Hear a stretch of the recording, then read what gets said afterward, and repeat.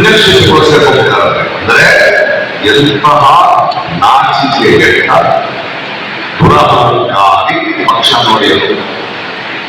ಕೊನೆಗೂ ಇವರ ದೊಂಬರಾಟದಲ್ಲಿ ಮಂಗಲವಾಗುವುದು ನೀವು ಸಾಮಾನ್ಯ ಜನ. ಪ್ರತಿಯೊಂದನ್ನು ಪ್ರಶ್ನಿಸಬೇಕು ನೀವು.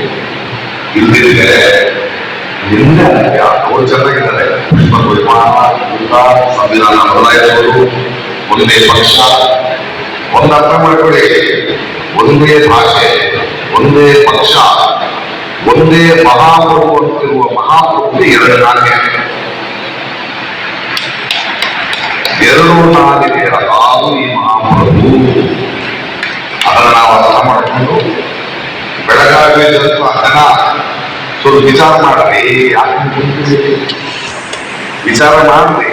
ಸ್ಮಾರ್ಟ್ ಸಿಟಿ ಅಂದ್ರು ತೋರಿಸ್ರಿ, ಎಲ್ಲ ಸ್ಮಾರ್ಟ್ ಸಿಟಿ ಒಂದಷ್ಟು ರೋಡಿಂಗ್ ಮಾಡೋಣ. ಒಂದು ತೋರಿಸ್ರಿ, 9 ಎಂಪಿಗಳು ಹಳ್ಳಿಯನ್ನು ತೆಗೆದುಕೊಂಡು ಒಂದು ಮಾಡಲ್ ವಿಲೇಜ್ ಮಾಡ್ತೀನಿ ಅಂತ 10 ವರ್ಷ ಹೇಳುವ ಒಂದು ವಿಲೇಜ್ ತೋರಿಸಿದ್ರೆ, ಒಂದು ವಿಲೇಜ್, ಒಂದು ಹಳ್ಳಿ ತೋರಿಸಿ. ಕೊನೆಗೂ ಮಹಾಪ್ರಭುವಿನ ಅವನತಿ ಹತ್ರ ಬಂದಿದೆ. ಅದಕ್ಕೊಂದು ಸಣ್ಣ ಕಥೆ ಹೇಳಿ ಆಟ ಪಡೆಗಳು ಒಂದು ಅದ್ಭುತವಾದ 5 ಪುಟದ ಕಥೆ ಇದೆ.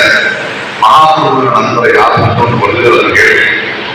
ಅವರ ಪರಿಸ್ಥಿತಿ ಚುನಾವಣೆಯಲ್ಲಿ ಏನಾಗ್ತದೆ ಅಂದ್ರೆ, ಮಹಾಪ್ರಭು ಬೆಳಗಾವ ಒಂದು ಊರಿನಲ್ಲಿ ಒಂದು ಊರು ಹೊರಗಡೆ ದೊಡ್ಡ ಸುಸಜ್ಜಿತ ಆಸ್ಪತ್ರೆಯ ಉದ್ಘಾಟನೆ ಬಂದಿದೆ. ಎಲ್ಲ ಮಾಧ್ಯಮಗಳು ನಿಂತಿದ್ದಾರೆ.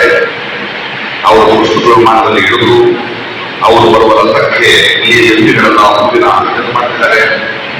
ಕೊನೆಗೂ ಒಂದು ವೇದಿಕೆ ಹತ್ತಿರ ಮಹಾಪ್ರಭು ವೇದಿಕೆ ಹೊರಗಡೆ ಹೋದ್ರು.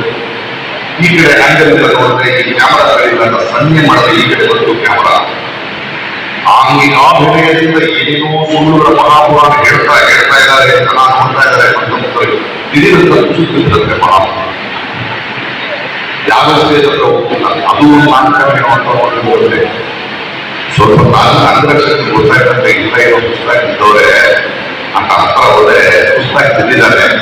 ಪುಣ್ಯ ಆಸ್ಪತ್ರೆ ಉದ್ಘಾಟನೆ ಬಂದಿದ್ದವ್ರೆ ಇಲ್ಲೇ ಆಸ್ಪತ್ರೆ ಬರದೇ ಇದೆ ತಗೊಂಡವ್ರ ಅಂತ ಹೊರಗಡೆ ಹೋದ್ರೆ ಆಸ್ಪತ್ರೆ ಇಲ್ಲ, ಡಾಕ್ಟರ್ ಇಲ್ಲ, ಮೆಡಿಸಿನ್ಸ್ ಇಲ್ಲ, ಎಷ್ಟು ಇಲ್ಲ. ಈ ಮಹಾಪ್ರಭು ಉದ್ಘಾಟನೆ ಮಾಡ್ತಿರೋದ್ರಿಂದ ಇಂಥವೇ ಈ ಸತ್ಯ, ಈ ನಗ್ನತೆ ಬಯಲಾಗಬೇಕು. ಅಂಡ್ ನೀವು ಮಾಧ್ಯಮಗಳನ್ನು ಕೇಳಿದ್ರೆ ಏನ್ ಕೊಟ್ಕೊಂಡಿದ್ದೀರಿ ಅಂದ್ರೆ, 1000 ರೈತರ ನೋವಿಗೆ ನೀವು ಪ್ರತಿಕ್ರಿಯಿಸಲ್ಲ, 1000 ಕೋಟಿ ಖರ್ಚು ಮಾಡೋ ಮದುವೆ ಸಂಭವಿಸ್ತೀರಿ. ಇದು ಸಂಸ್ಕೃತಿಯಲ್ಲ, ವಿಕೃತಿ. ಜನರ ನೋವನ್ನು ತಲುಪಿಸಿ, ನಮ್ಮ ಆತಂಕವನ್ನು ಜನರಿಗೆ ತಲುಪಿಸಿ, ನೀವು ಇವತ್ತಲ್ಲ ನಾಳೆ ಮೊನ್ನೆ ನೋಡಿದ್ರಿ ಬೂಟ್ ನೆಕ್ ಆಗುತ್ತೆ. ಬೂಟ್ ನೆಕ್ಕೋ ಕೊನೆಗೆ ಅಪ್ಪಗೆ ತಿನ್ಬೇಕಾಗುತ್ತೆ. ಇದ್ದೇಳಿ ಈ ಮಹಾಪ್ರಭುಗಳಂತವರು ಯಾವತ್ತೂ ಪರ್ಮನೆಂಟ್ ಅಲ್ಲ, ಸರ್ಕಾರ ಹೋಗ್ತಾರೆ. ನಾನು ನೀವು ಪರ್ಮನೆಂಟ್.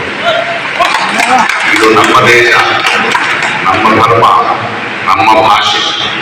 ದಯವಿಟ್ಟು ಬೆಳಗಾವಿಯ ಜೊತೆಗೆ ನಾನು ಕೇಳ್ಕೊಳ್ತಿರೋದು, ಕರ್ನಾಟಕಕ್ಕೆ, ನಮ್ಮ ನುಡಿಗೆ ನಮ್ಮ ನಾಯಕ ಬೇಕು. ಅಲ್ಲಿ ಯಾರೋ ಒಬ್ಬರು ನೋಡಿ ಅವನ ಮುಖ ನೋಡಿ ಓಟ್ ಹಾಕೋದಲ್ಲ, ನಿಮ್ಮ ಪ್ರತಿನಿಧಿಗೆ ಓಟ್ ಹಾಕಬೇಕು. ಯಾಕಂದ್ರೆ ನಿಮ್ಮ ನೋವನ್ನ, ನಿಮ್ಮ ಮಾತನ್ನ, ನಿಮ್ಮ ಭಾಷೆಯನ್ನ, ನಿಮ್ಮ ಸಮಸ್ಯೆಯನ್ನ ತಗೊಂಡು ಪಾರ್ಲಿಮೆಂಟ್ಗೆ, ರಾಜ್ಯಸಭೆಗೆ ಅವ್ರ ಮುಖ ನೋಡಿ ಓಟ್ ಹಾಕಿದ್ರೆ ಗಗನ ನಾಮಕ್ಕೆ ಓಟ್ ಹಾಕ್ತದೆ ಇರುತ್ತೆ. ದೇಶದ ಮೊದಲ ಪ್ರಧಾನಿ ನೇತಾಜಿ ಸುಭಾಷ್ ಚಂದ್ರ ಬೋಸ್. ಇಂಥವರೆಲ್ಲ ಅವರಿಗೆ ದೇಶದ ಉದ್ದಾರ ಆಗ್ತದೆ. ನಿಮ್ಮ ಇಷ್ಟು ಲಕ್ಷ ಜನರ ಓಟನ್ನು ಗೆಲ್ಲುವ ಬಿಜೆಪಿಯ ಅಭ್ಯರ್ಥಿ ಆ ಮಹಾಪ್ರಭುಗೆ ಒಂದು ಓಟ್ ಹಾಕ್ತಾರೆ. ಅದನ್ನು ಮಾಡಕ್ಕೆ ಬಿಡಬೇಡಿ, ಎಚ್ಚೆತ್ತುಕೊಳ್ಳಿ. ನಮ್ಮ ರಾಜ್ಯ, ನಮ್ಮ ನಾಡು, ನಮ್ಮ ಪ್ರದೇಶ, ನಮ್ಮ ಮಕ್ಕಳು, ನಮ್ಮ ಭವಿಷ್ಯ, ನಮ್ಮ ಮುಂದಿನ ಪೀಳಿಗೆ ಬರಬೇಕು ಅಂದ್ರೆ ಸರಿಯಾದ ಪ್ರತಿನಿಧಿಯನ್ನ, ನಮ್ಮ ಪ್ರತಿನಿಧಿಯನ್ನ, ಒಬ್ಬ ಯುವ ಪ್ರತಿನಿಧಿಯನ್ನ, ನಮಗೆ ಸಿಗುವ ಪ್ರತಿನಿಧಿಯನ್ನ ಆರಿಸಿ. ಯಾವುದನ್ನು ಕಾರಣವನ್ನು ಮಾಡಿ ಇವರು ಓಟ್ ಹಾಕಬೇಡಿ. ಆಮೇಲೆ ನಿಮಗೆ ಕೇಳೋ ಅಗತ್ಯವಿಲ್ಲ, ಪ್ರಶ್ನಿಸುವ ಅಗತ್ಯವಿಲ್ಲ. ದಯವಿಟ್ಟು ನಿಜವಾದ ದೇಶಭಕ್ತರಾದರೆ, ನಿಜವಾದ ಮನುಷ್ಯರಾದರೆ ಈ ಸರ್ವಾಧಿಕಾರಿಯನ್ನ ಇಳಿಸುವ ಜವಾಬ್ದಾರಿ ನಿಮ್ಮೆಲ್ಲರದ್ದು. ಜೈ ಹಿಂದ್.